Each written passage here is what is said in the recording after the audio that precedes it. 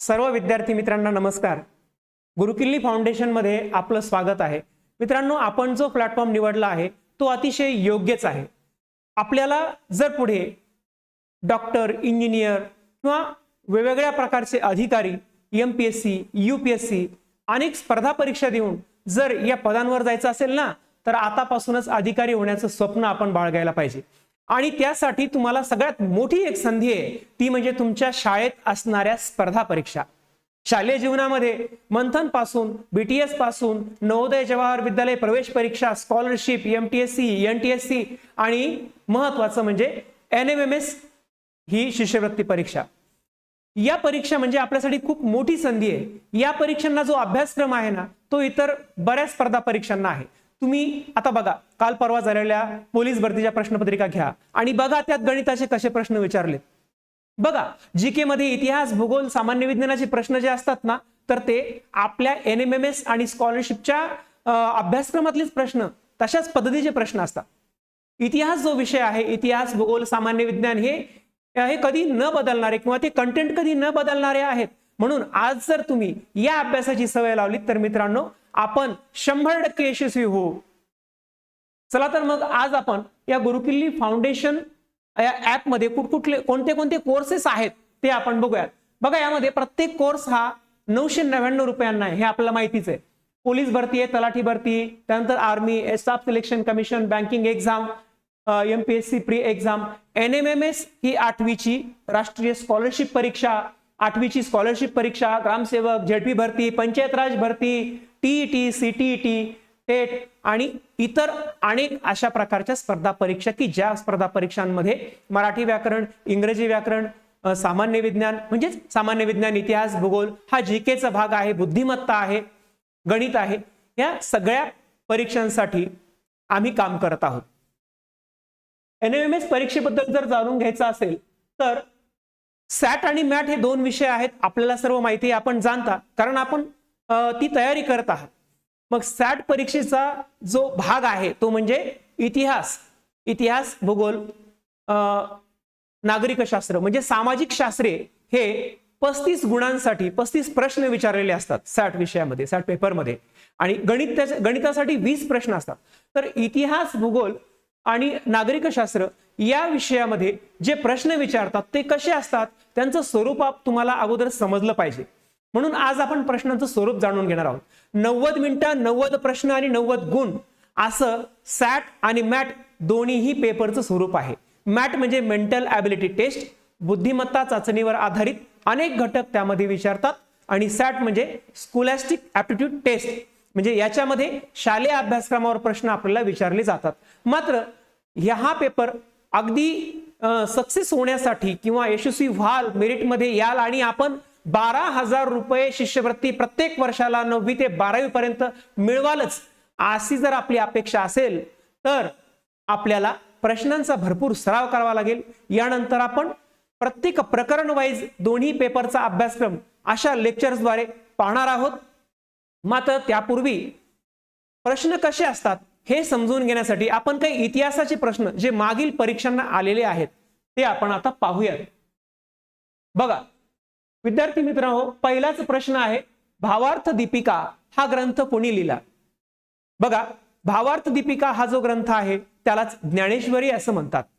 संत ज्ञानेश्वर यांनी भावार्थ दीपिका हा ग्रंथ लिहिला, म्हणजे ज्ञानेश्वरी हा ग्रंथ लिहिला। वास्तविक पाहता ज्ञानेश्वरांनी श्रीमद भगवत गीता या ग्रंथावर ती टीका केली आहे। भगवद्गीता हा संस्कृत मध्ये ग्रंथ आहे आणि जनसामान्यांना, तळागाळातल्या लोकांना, शेवटपर्यंतच्या माणसाला संस्कृत समजत नव्हतं, म्हणून प्राकृत रचना करून किंवा मराठी प्राकृत भाषेमध्ये रचना करून संत ज्ञानेश्वरांनी ही ज्ञानेश्वरी हे ईश्वराचे विचार तळागाळापर्यंत, सर्व समाजापर्यंत पोहोचवले। ही भावार्थ दीपिका, तिलाच ज्ञानेश्वरी असंही म्हणतो आपण। भावार्थ दीपिका लिहिली म्हणजे लेखन जे आहे ना, लेखन केलं नाही त्यांनी। लेखन करणारे कोण होते तर सच्चिदानंद बाबा होते, असं प्रमाण आहे शास्त्रामध्ये। सच्चिदानंद बाबा आदरू लेखकू आदरे झाला, अशा प्रकारे सच्चिदानंद बाबा आदरे लेखकू झाला, या पद्धतीने ते लिहिलंय। आपल्याला तिकडे जायचं नाहीये। मात्र भावार्थ दीपिका ग्रंथ कोणी लिहिला तर संत ज्ञानेश्वरांनीच लिहिला, कारण त्यावर टीका जी केली आहे गीतेवर संत ज्ञानेश्वरांनीच केली आहे. बघा अजून कोणकोणते ग्रंथ आहेत मग संत ज्ञानेश्वरांचे, किंवा काय रचना आहे अजून सगळ्यांना माहित असेल बघा, ते म्हणजे हरिपाठ. हरिपाठ जो वारकरी संप्रदायामध्ये एक महत्वाची जी नियमावली आहे, त्या नियमावलीमध्ये हरिपाठ रोज सायंकाळी घेतला जातो. त्या हरिपाठ जो आहे तो हरिपाठही संत ज्ञानेश्वरांनी लिहिलेला आहे. हरिपाठ, चांगदेव पासष्टी, भावार्थ दीपिका हे ग्रंथ संत ज्ञानेश्वराचे आहेत. म्हणून भावार्थ दीपिका कोणी लिहिली मित्रांनो, तर ती लिहिली संत ज्ञानेश्वर यांनी. हे पर्याय क्रमांक 2 त्याचं उत्तर आहे. मग बघा आता आपण बाकीच्या पर्यायाकडे जर गेलो तर आणखी बरं होईल.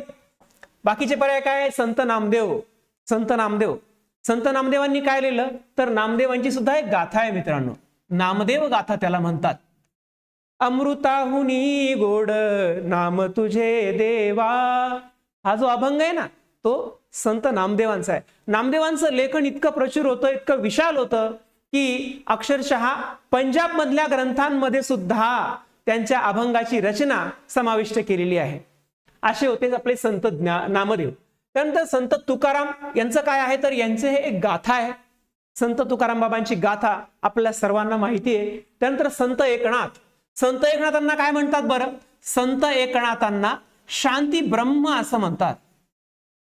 संत एकनाथांना शांती ब्रह्म म्हणतात. शांती ब्रह्म संत एकनाथ महाराज यांचं जन्मस्थान कुठे आहे तर ते आहे महाराष्ट्रामध्ये, छत्रपती संभाजीनगर जिल्ह्यामध्ये पैठण या ठिकाणी. आता संत एकनाथांनी काय काय रचना केली तर संत एकनाथांनी एकनाथी भागवत लिहिलं. एकनाथी भागवत म्हणजे श्रीमद भागवत हा जो ग्रंथ आहे त्या ग्रंथाच्या 11व्या स्कंदावर एक महत्वाची टीका केली आणि सारांश रूपाने भागवतच लिहिलं. असं संत एकनाथांची ही रचना आहे. एकनाथांचा हरिपाठ सुद्धा आहे, विविध रचना आहेत. एकनाथांचे सगळ्यात गाजलेला प्रकार रचनेचा तो म्हणजे भारुडे आहेत. बघा एकनाथ महाराजांची भारुडे आहेत, त्यानंतर गवळणी सुद्धा आहेत आणि विशेष म्हणजे वासुदेव सुद्धा आहे. तर या पद्धतीने आपण या सगळ्या पर्यायांचा जर विचार केला तर आपला समग्र अभ्यास होईल की नाही मित्रांनो. म्हणून आपल्याला तेच करायचंय. बघा आपलं 8वीचं वर्ष आहे, काही विद्यार्थी 7वीला असतील. 8वीचं वर्ष आहे. बघा आपण खेळायचे, बागडायचे, हसायचे, त्यानंतर मित्रांमध्ये जायचे, आईबाबांसोबत जायचे, फिरायला जायचे. मात्र शाळेतही तितकंच लक्ष द्यायचे, अभ्यासात तेवढंच लक्ष द्यायचे. कारण हे जो वय आहे ना, हे वय आपला आयुष्याचा टर्निंग पॉइंट आहे. अगदी अगदी वळण लागतं इथून आपल्याला. म्हणून स्पर्धा परीक्षेचा अभ्यास जर आतापासून केला ना थोडा थोडा, म्हणजे रिकाम्या गोष्टींमध्ये वेळ घालवायचा नाही, थोडा थोडा अभ्यास आतापासून करत राहायचा, म्हणजे नक्कीच तुम्ही भविष्यात अधिकारी बनल्याशिवाय राहणार नाही. दुसरा प्रश्न आहे, भारतात नोकरशाहीची निर्मिती करणाऱ्या ब्रिटिश अधिकाऱ्याचा पर्याय कोणता आहे? बघा ब्रिटिश अधिकारी ज्याने मुलकी किंवा सनदी सेवा निर्माण केला तो आहे बघा, तो आहे लॉर्ड कॉर्नवॉलिस. लॉर्ड कॉर्नवॉलिस हा जो लॉर्ड बेंटिंग आहे त्यांनी काय केलं, त्यांनी सतीप्रथा बंदीचा कायदा केला. म्हणजे राजा राममोहन रॉय यांनी सतीप्रथा बंदी व्हावी यासाठी जो पाठपुरावा केला होता ना, तर त्या कायदा हा लॉर्ड बेंटिंग यांनी संमत केला होता. आता हा लॉर्ड मेकॉले कोण आहे? मग बघा लॉर्ड मेकॉले हे भारतातील ब्रिटिश शिक्षण पद्धतीचे संस्थापक मानले जातात. बघा लॉर्ड मेकॉले यांचा एक शिक्षण सिद्धांत होता, तो बघा काय होता या ठिकाणी मी स्पष्ट लिहिलंय. यांनी 2 फेब्रुवारी 1835 रोजी governor general lord William Bentinck यांना एक अहवाल सादर केला होता. आणि त्या अहवालामध्ये काय होतं तर पाश्चात्य वाङ्मय आणि शास्त्रीय शिक्षण भारतीयांना द्यावं, मात्र ते इंग्रजी माध्यमातून द्यावं. अशा प्रकारे सर्वप्रथम मागणी म्हणजे भारतामध्ये इंग्रजी माध्यम आणावं किंवा भारतामध्ये इंग्लिश मीडियम मधून सर्वांना शिक्षण द्यावं असा आग्रह सर्वप्रथम कोणी धरला होता तर तो लॉर्ड मेकॉलेने धरला होता. आणि त्याचं दुसरं काय म्हणणं होतं तर संस्कृत आणि अरबी भाषा या शिकवणाऱ्या ज्या संस्था आहेत ना त्या संस्था हळूहळू बंद कराव्यात. म्हणजे बघा मातृभाषेच्या किती विरोधात होता हा व्यक्ती. तर नोकरशाहीची निर्मिती कोणी केली भारतामध्ये तर ते लक्षात ठेवा, लॉर्ड कॉर्नवॉलिस. पुढचा प्रश्न बघूयात.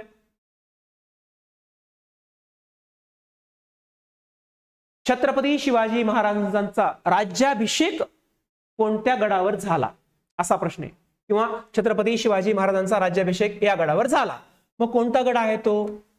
सर्वांनाच माहित असेल बघा, सगळ्यांना माहिती आहे. 6 जून 1674 या रोजी रायगडावर झाला. हिंदवी स्वराज्याचे संस्थापक छत्रपती शिवाजी महाराज यांचा जन्म कुठे झाला तर जन्म झाला शिवनेरी किल्ल्यावर. आणि राज्याभिषेक कुठे झाला तर राज्याभिषेक झाला 6 जून 1674 मध्ये रायगड या ठिकाणी. बघा याबद्दल जर आपण थोडा विचार केला तर हा जो राज्याभिषेक आहे हा कोणी केला तर हा गागाभट्टांसह इतर त्यांच्या सहकारी ब्राह्मणांनी केला. आणि शिवाजी महाराजांना छत्रपती ही उपाधी दिली. छत्रपती म्हणजे काय मित्रांनो? छत्रपती म्हणजे सार्वभौम शासक.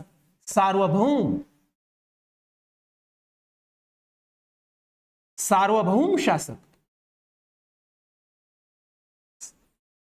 अशा पद्धतीचे राजे छत्रपती शिवाजी महाराज होते, म्हणून त्यांना सार्वभौम शासक म्हटलं जात होतं. तर या प्रश्नाचं उत्तर काय असेल? पर्याय क्रमांक 4 लक्षात ठेवा. पुढे श्रीरंगपट्टणम याच्या झालेल्या लढाईमध्ये पुढीलपैकी कोणता पर्याय योग्य आहे?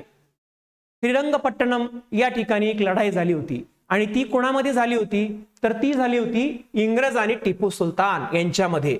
मग बघा पर्याय काय दिलेत आपल्याला?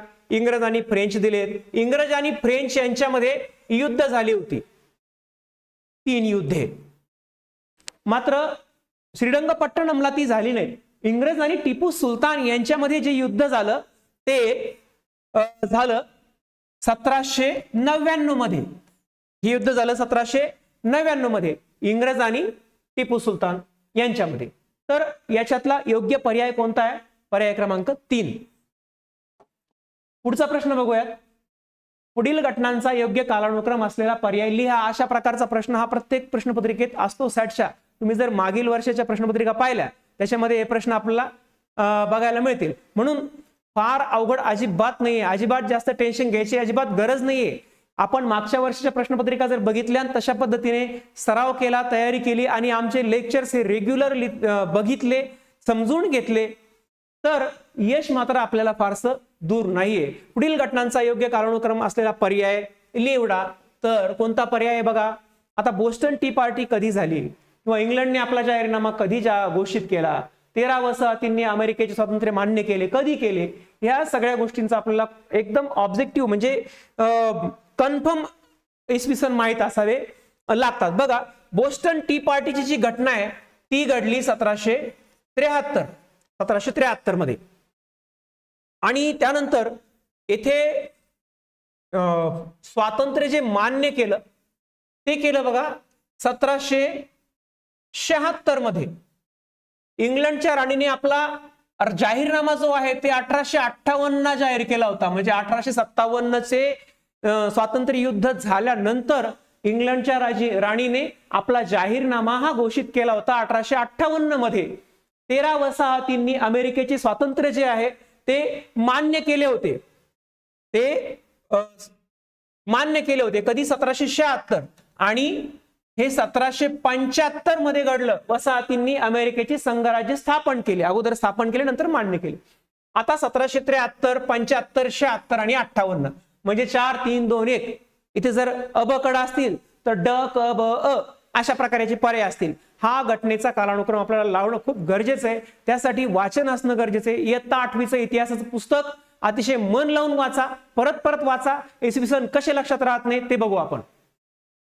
वसाहतींवरील कर इंग्लंडने रद्द करावेत असं कोणाचं म्हणणं होतं तर त्या वसाहतीमधल्या नागरिकांचं होतं. पण वसाहत म्हणजे काय तर इंग्लंडने म्हणजे ब्रिटिशांनी अमेरिकेमध्ये सुद्धा 13 वसाहती स्थापन केल्या होत्या आणि त्या वसाहतींना त्यांचा राज्यकारभार करू द्यावा असं तिथल्या नागरिकांचं म्हणणं होतं. मात्र त्या नागरिकांवर ब्रिटिश शासन काय करत होतं तर कर लादत होतं. कर वेगवेगळ्या प्रकारच्या ज्या गरजेच्या वस्तू आहेत त्यावर कर लादत होतं. मग याच्या विरोधामध्ये 1773 याची तारीख आहे बघा 16 डिसेंबर 1773 मध्ये काय झालं की बोस्टनच्या बंदरामध्ये, म्हणजे ज्या ठिकाणी जहाज उभे राहतात त्याला बंदर असं म्हणतात, बोस्टनच्या बंदरामध्ये ब्रिटिशांची चहाची तीन जहाजं होती आणि त्या जहाजांमध्ये मित्रांनो 342 या चहाच्या पेट्या होत्या आणि त्या पेट्या या बोस्टन हार्बर या ठिकाणी त्या संतप्त नागरिकांनी काय केल्या, त्या पाण्यामध्ये टाकून दिल्या. म्हणजे संपूर्ण चहा, कोट्यवधी रुपयांचा चहा त्या काळी असेल तो, आणि तो चहा पाण्यात टाकून दिला. म्हणजे एवढं नुकसान ब्रिटिशांचं केलं. आणि त्या घटनेला बोस्टन टी पार्टी असं म्हणतात. टी पार्टी म्हणजे काही पार्टी नाही किंवा चहाची पार्टी नाही. पार्टी शब्दाचा अर्थ या ठिकाणी असा नाहीये. पार्टी शब्दाचा अर्थ काय तर हाय, मी तुम्हाला सांगितल्याप्रमाणे बोस्टन टी पार्टी. तर हे लक्षात ठेवा. यावर आणखी प्रश्न येऊ शकतात. चला तर मग पुढे जाऊयात. 1857च्या युद्धाला स्वातंत्र्य समर हे नाव कोणी दिले? बघा, समर म्हणजे काय? समर म्हणजे युद्ध. स्वातंत्र्य समर म्हणजे स्वातंत्र्यासाठीचं युद्ध, लढा जो झाला तो 1857चा उठाव. खरं तर 1857च्या जे युद्ध झालं त्याला, जी घटना झाली त्याला आपण उठाव असं म्हणतो. मात्र स्वातंत्र्यवीर सावरकरांनी या उठावाला स्वातंत्र्य समर असं नाव दिले. बघा, कारण त्यांचं एक पुस्तकच आहे. बघा, त्यांचं लेखन साहित्य मी मुद्दाम तुमच्यासाठी इथे काढून ठेवले. बघा मित्रांनो,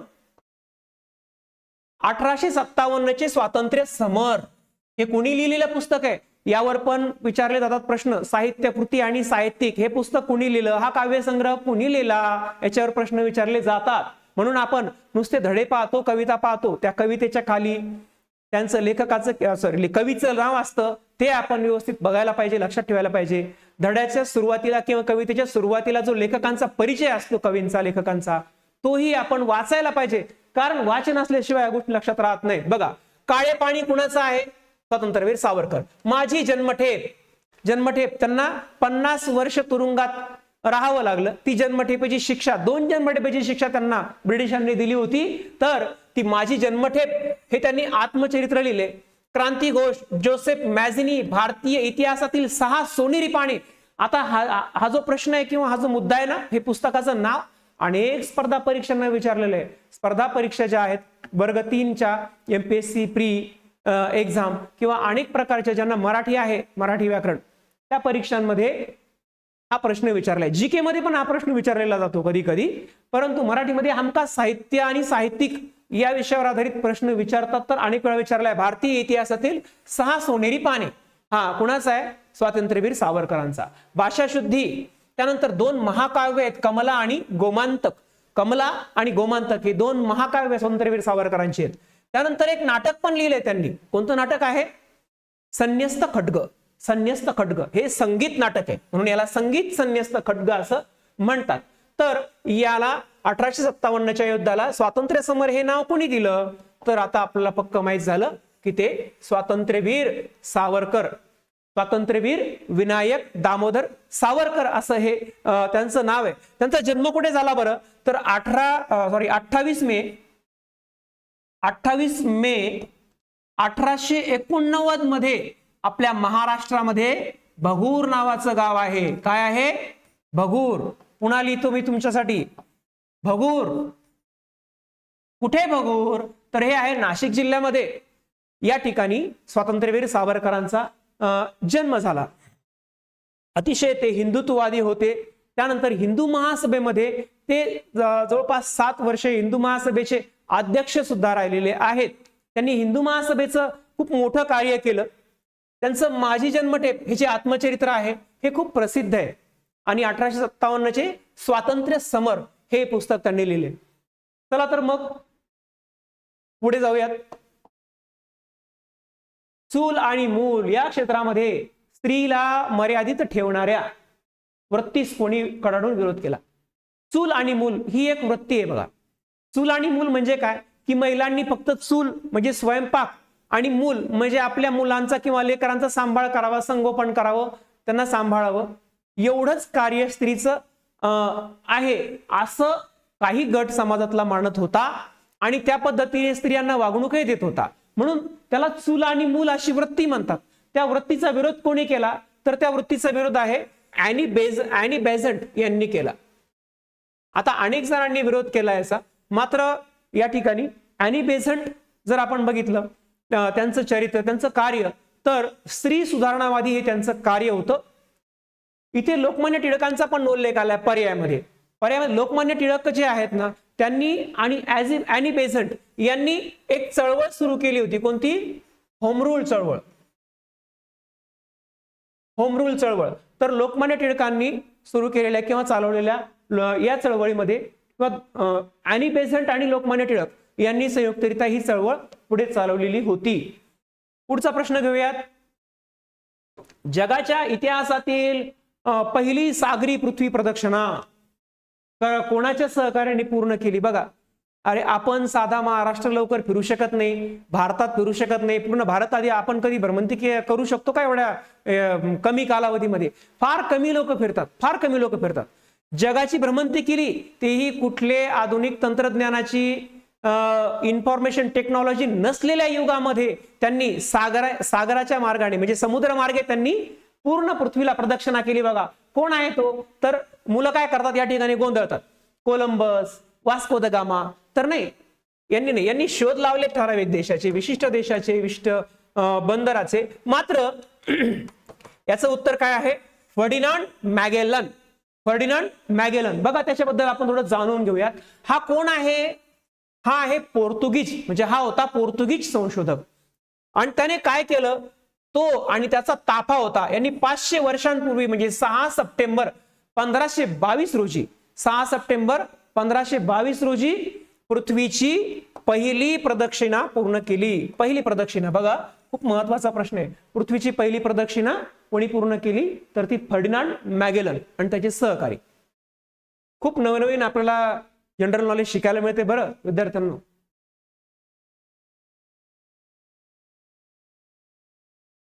वैयक्तिक सत्याग्रहाच्या पहिल्या सत्याग्रहीच्या नावाचा पर्याय निवडा. म्हणजे याचा अर्थ असा, वैयक्तिक सत्याग्रह करणारे पहिले कोण? वैयक्तिक सत्याग्रह म्हणजे काय? वैयक्तिक सत्याग्रह म्हणजे एकट्याने सत्याग्रह करायचा, एकट्यानेच उपोषण करायचं, त्याला म्हणायचं वैयक्तिक सत्याग्रह. मग आता वैयक्तिक सत्याग्रह करणारे सर्वात पहिले कोण आहेत सत्याग्रही? तर मी पर्याय अगोदर सांगतो, ते आहेत आचार्य विनोबा भावे. लक्षात ठेवा, सगळ्यात अगोदर ज्यांनी वैयक्तिक सत्याग्रह केला ते आहेत आचार्य विनोबा भावे. बघा, 1940 साली महात्मा गांधींची स्वराज्याकरता वैयक्तिक सत्याग्रहाचे आंदोलन उभारण्यात आले. महात्मा गांधींनी वैयक्तिक सत्याग्रहाचे आंदोलन उभारले आणि त्यात पहिले सत्याग्रही म्हणून कोण होते? तर ते होते विनोबा भावे. विनोबांची निवड केली त्यांनी. आचार्य विनोबा भावे यांनी 1940 मध्ये कुठे केला मग हा सत्याग्रह पहिला?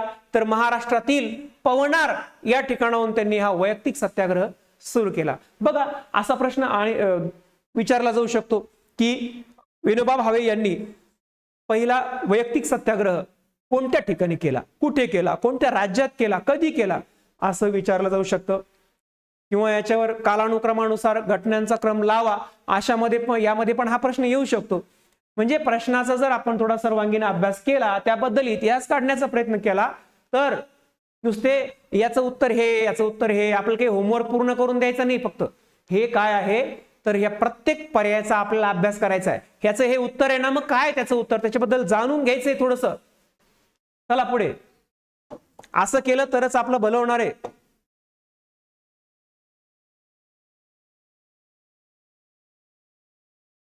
भारतातील सर्वात मोठे संस्थान कोणते होते? सर्वात मोठे संस्थान स्वातंत्र्यापूर्वी भारतातील संस्थान होते भारतामध्ये, आणि त्या संस्थानाचा कारभार, राज्यकारभार स्वतंत्र असायचा. जसं की हैदराबाद संस्थानाचा जो संस्थानिक होता तो निजाम होता. जम्मू काश्मीरचं जे संस्थान होतं त्याचा जो संस्थानिक होता तो होता हरिसिंग.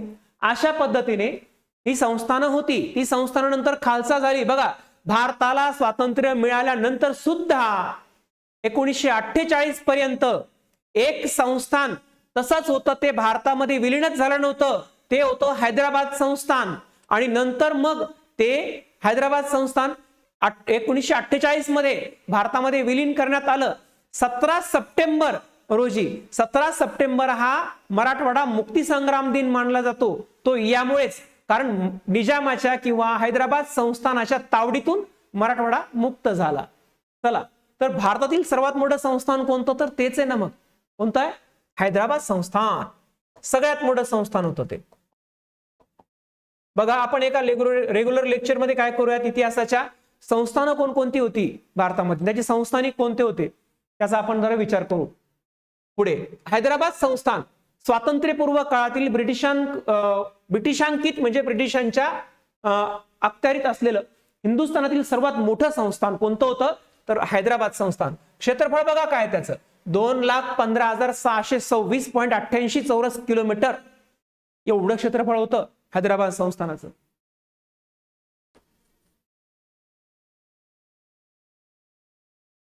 विद्यार्थी मित्र हो, आज आपण ही इतिहासाची काही प्रश्न मागील काही वर्षांमध्ये परीक्षेला आलेली आपण बघितली आणि अशा प्रकारचे प्रश्न इतिहासात विचारले जातात. नागरिकशास्त्र, सामान्य विज्ञान, भूगोल यावर आधारित सगळेच घटक आपण अतिशय सविस्तररित्या पाहणार आहोत. बघा, तुम्हाला शिष्यवृत्ती मिळावीच विद्यार्थ्यांनो, आमच्या विद्यार्थ्यांना शिष्यवृत्ती मिळावीच. आमच्या म्हणजे फक्त आमच्याच नाही, सगळ्या विद्यार्थ्यांना मिळावी. जो विद्यार्थी प्रयत्न करील, अभ्यास करील, सगळ्यांना मिळावी अशी आमची धारणा आहे किंवा इच्छा आहे आणि त्या उद्देशाने आम्ही काम करीत आहोत. मग या अशा प्रकारचे प्रश्न मुद्दाम निवडले नाही, तर असे प्रश्न विचारले जातात.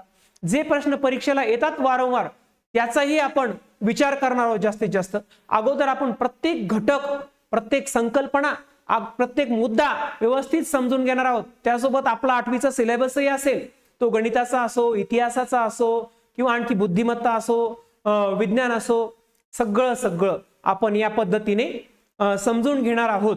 यानंतरचे जे लेक्चर आहेत किंवा यानंतरचं पुढील लेक्चर आहे त्यामध्ये आपण मानसिक क्षमता चाचणी चे जे पहिली प्रकरण आहेत ते काही प्रकरण पाहणार आहोत आणि नंतर तुम्हाला त्या प्रकरणावर आधारित जे प्रश्न इथून मागे आलेले आहेत ना परीक्षेला, ते प्रश्न आम्ही सरावासाठी देणार आहोत आणि काही सोडून पण देणार आहोत. त्याचं स्पष्टीकरण पण तुम्हाला असंच देणार आहोत. बघा, फक्त NMMS तयारी करायची नाही आपल्याला किंवा फक्त स्कॉलरशिप पास व्हायचं नाहीये, फक्त NTS पास व्हायचं नाहीये, तर आपल्याला पुढे खूप मोठमोठ्या परीक्षा द्यायच्या आहेत विद्यार्थ्यांना. खूप मोठं व्हायचंय आणि ते मोठं जर व्हायचं असेल ना, तर आतापासून या शालेय स्पर्धा परीक्षांची तयारी करणं आपल्याला खूप गरजेचं आहे. म्हणून हे गुरुकिल्ली फाउंडेशन जे आपण ऍप घेतलं त्यावर जो आपण लेक्चर ऐकता आहात, समजून घेतात, अभ्यासाला लागलात, तर ही अतिशय आनंदाची गोष्ट आहे विद्यार्थी मित्रांनो. आपल्याला आपल्या अभ्यासाला आणि आपल्या परीक्षेतल्या यशाला खूप खूप शुभेच्छा. थँक्यू.